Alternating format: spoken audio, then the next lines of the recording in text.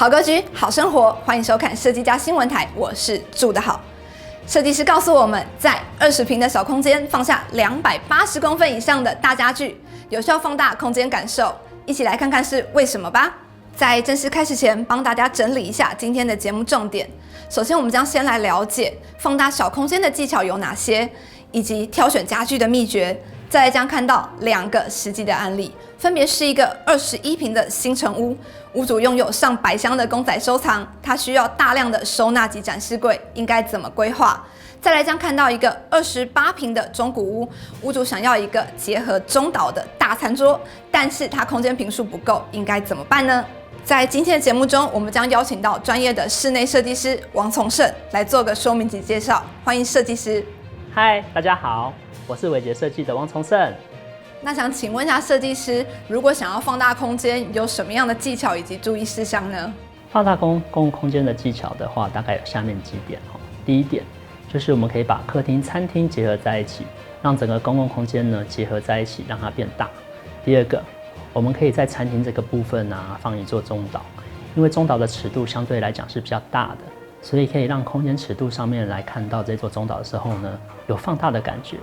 第三个就是所谓的回字形动线咯。那因为有中岛，所以整个回字形动线起来的话，就会觉得说，你的空间有很多的多样性，然后不同的变化。那第四个就是大家最常做的书房多功能房，通常我们会在这个地方呢做推拉门来做一个弹性的隔间。对，使用的时候呢拉起来，那不要用的时候就打开，让它跟公共空间结合在一起，这样就可以有效的放大公共空间了。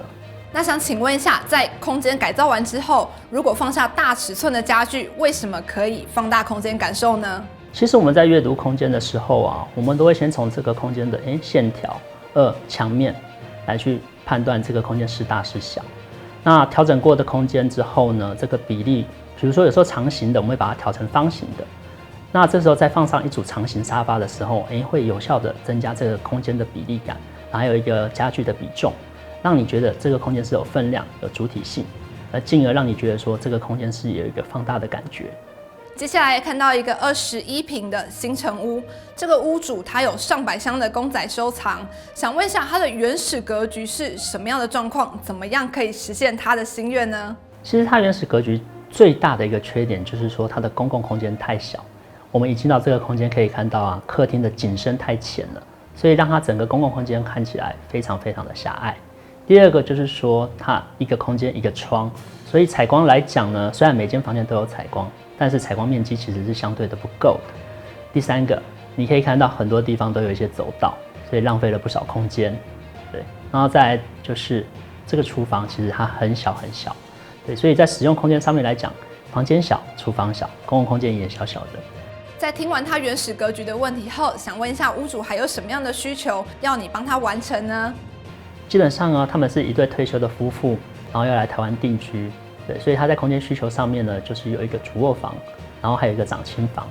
那男主人希望有一个属于他的独立书房，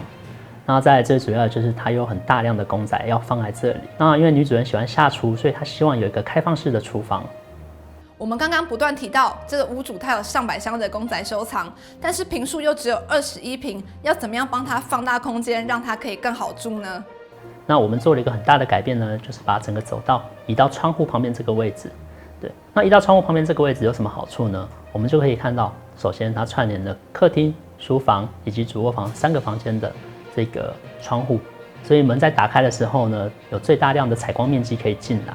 那再来就是所谓的收纳公仔这个地方，因为它有很多很多的公仔，那我们利用这个房子本身的优势，所以我们可以看到呢，这边房子上面的天花板很高。那所以我们就在这个天花板上面四周做了一个公仔的收纳柜、展示柜，而且顺势呢把这个梁跟柱把它整个隐藏起来，让它变成这整个展示柜的一部分。那其实这个案子里面我们可以看到书房的设计很特别，它是一个玻璃隔屏的一个空间，然后两边做了一个推拉门，对，所以平常打开的时候呢，它又是一个通透的一个拥有回字形动线的空间，对，然后拉起来的时候它又是一个独立的空间。那接下来呢，我们看到厨房这个位置首先我们就是拉长厨房的长度，然后呢再增加它的开口，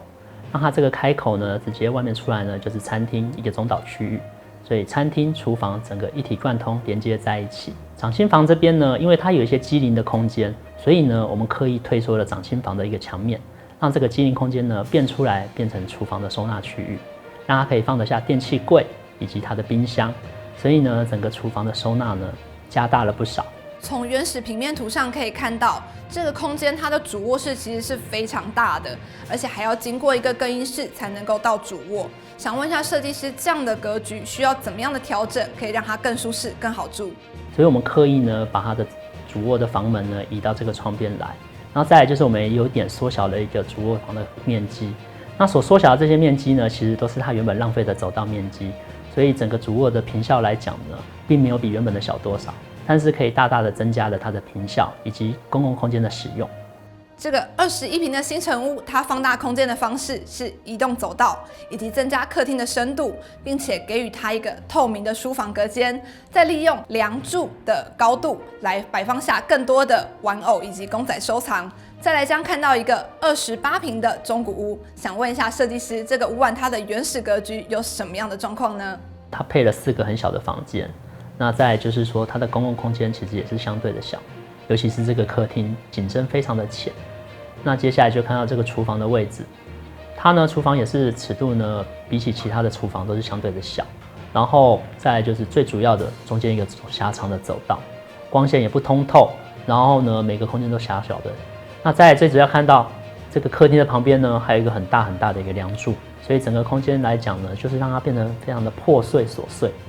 接下来想问一下设计师，这个屋主他有什么样的需求需要你帮他完成呢？他们的居住人口很简单，那就是夫妻，那以及未来希望呢有一个小孩房的规划。他们需要的空间有书房、主卧房以及未来的小孩房，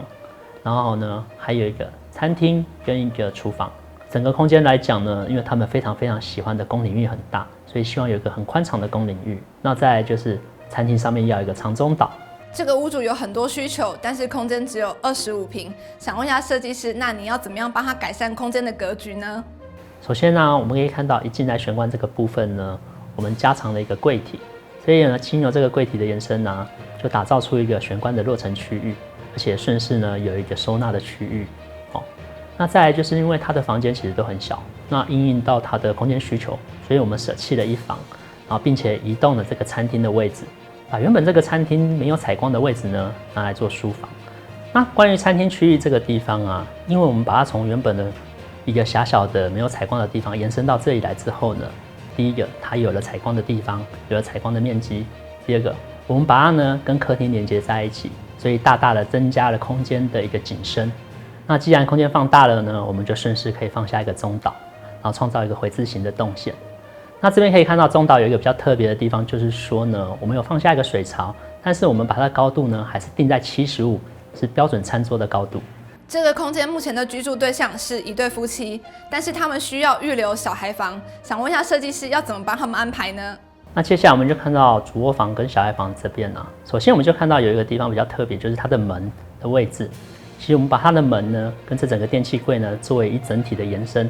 也是做隐藏门的效果。所以呢，它可以作为一个餐厅的一个端景墙面，然后大大的增加了公共空间的一个可视觉、可被看到的地方。好，那首先进到这个主卧房之后呢，可以看到它跟小孩房之间呢，其实又多做一个推拉门。